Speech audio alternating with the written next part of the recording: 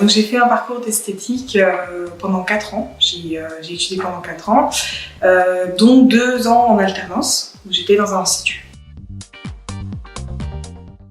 Donc j'ai choisi en fait de partir à l'étranger, principalement pour apprendre l'anglais. Parce que c'est quelque chose qui maintenant est vraiment courant, soit dans la vie de tous les jours ou professionnelle. Et dans mon parcours professionnel, j'en ai besoin. Donc c'était vraiment pour apprendre l'anglais et après voir d'autres horizons. C'est-à-dire que je vais apprendre la culture de là où je vais être. Alors j'ai fait 2 destinations, toutes les 2 qui se sont passées pendant 3 mois. Ma première destination, c'était l'Angleterre. Où à ce moment-là, j'étais dans un petit institut qui était dans Eastbourne.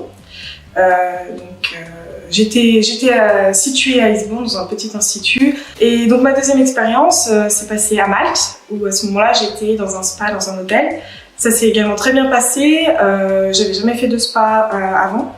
Donc j'ai beaucoup appris et ça a été un domaine d'activité qui était très intéressant, où également j'ai bien appris l'anglais. Donc voilà. Et culturellement, c'était très bien aussi. Alors ma préparation au départ, j'avais déjà dans l'idée de partir à l'étranger pour apprendre l'anglais. Et donc je me suis tournée vers la mission locale de Genevois, qui se situe à Bonneville. Et ma conseillère d'orientation, elle m'a conseillé de prendre contact avec Erasmus. Donc c'est elle qui a envoyé le dossier. Je lui ai donné tous les papiers nécessaires.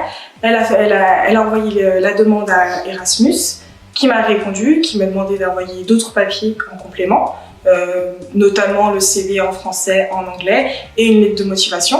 Et à ce moment-là, j'ai eu un entretien téléphonique pour pouvoir voir un petit peu quelles étaient mes demandes au niveau de ma mobilité. Donc dans cette mobilité, j'avais donc un financement à apporter, mais eux-mêmes m'apportaient un financement qui était donné par Erasmus. Voilà.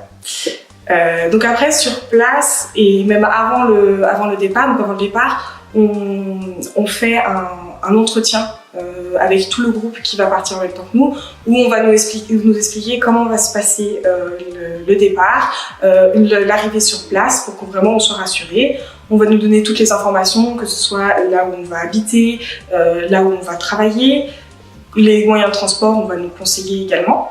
Donc ça c'est avant le départ et une fois qu'on est arrivé sur place, on est pris en charge par les partenaires d'Erasmus qui eux vont nous faire visiter déjà la ville.